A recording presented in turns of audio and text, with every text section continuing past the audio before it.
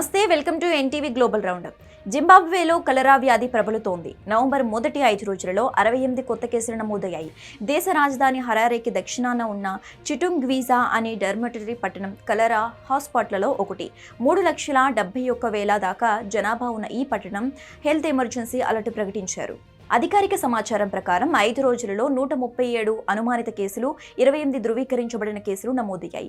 దేశ రాజధాని హరారేలో 51 అనుమానిత కేసుల్లో 9 నిర్ధారణ అయ్యాయి. హరారే మాదిరిగానే చిటుంగ్వీసా పట్టణం తీవ్ర తాగునీటి ఎద్దడిని ఎదుర్కొంటుంది. మురుగు పైపుల లీకేజీల వల్ల తరచూ భూగర్భ జలాలు కలుషితమవుతున్నాయి.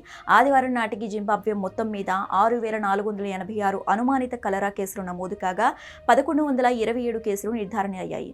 44 మంది కలరాతో చనిపోయారు. గాజాపై ఇజ్రాయెల్ చేస్తున్న దాడుల్లో దాదాపు 11,000 మందికి పైగా ప్రాణాలు కోల్పోయారు. ఇజ్రాయెల్ దాడులతో గాజా స్ట్రిప్లో పరిస్థితి మరింత దిగజారుతోంది. ఈ క్రమంలో గాజాలోని పరిస్థితులపై ఐక్యరాజ్యసమితి సెక్రటరీ జనరల్ ఆంటోనియో గుటెరెస్ ఆందోళన వ్యక్తం చేశారు. గాజా చిన్నారులకు శ్మశాన వాటికలా మారుతుందన్నారు. గాజా పరిస్థితి మానవతా సంక్షోభం కంటే ఎక్కువ అని, ఇది మానవత్వం సంక్షోభం అన్నారు.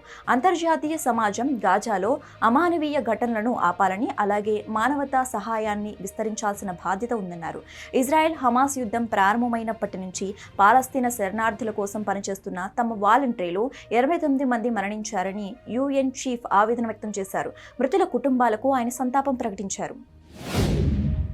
ఆఫ్రికా దేశాలు కెన్యా, సోమాలియాలో వరదలు విలయం సృష్టిస్తున్నాయి. ఈ ప్రకృతి విపత్తు బారిన పడి ఇరు దేశాల్లో 40 మంది మరణించగా వేల మంది ఇతర ప్రాంతాలకు తరలిపోయారు. వరదలకు రోడ్లు, వంతెనలు కొట్టుకుపోయాయి. 25 మంది మృతి చెందడంతో సోమాలియా తన స్థితిని ప్రకటించింది.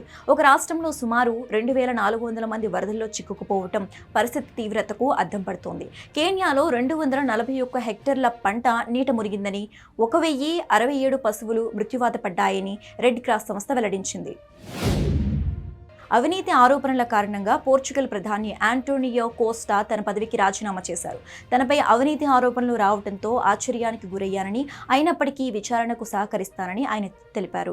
పోర్చుగల్లో లిథియం మైనింగ్, హైడ్రోజన్ ప్రాజెక్టుల నిర్వహణలో అక్రమాలకు సంబంధించిన విచారణలు జరుగుతున్న నేపథ్యంలో కోస్టా ప్రభుత్వం గద్దె దిగాలంటూ ప్రతిపక్షాలు డిమాండ్ చేస్తూ వచ్చాయి. విచారణలో భాగంగా ప్రధాని, మంత్రుల నివాసాల్లో సుమారు 140 మంది డిటెక్టివ్లు తనిఖీలు నిర్వహించారు. కోస్టా భారత మూలాలున్న వ్యక్తి. ఆయన తండ్రి ఓర్లాండో డా కోస్టా గోవాకు చెందినవారు. హమాస్ నెట్వర్క్ను సమూలంగా పెకిలించటమే లక్ష్యంగా విరుచుకుపడుతున్న ఇజ్రాయెల్ దాని చుట్టూ ఉచ్చు బలంగా బిగిస్తోంది.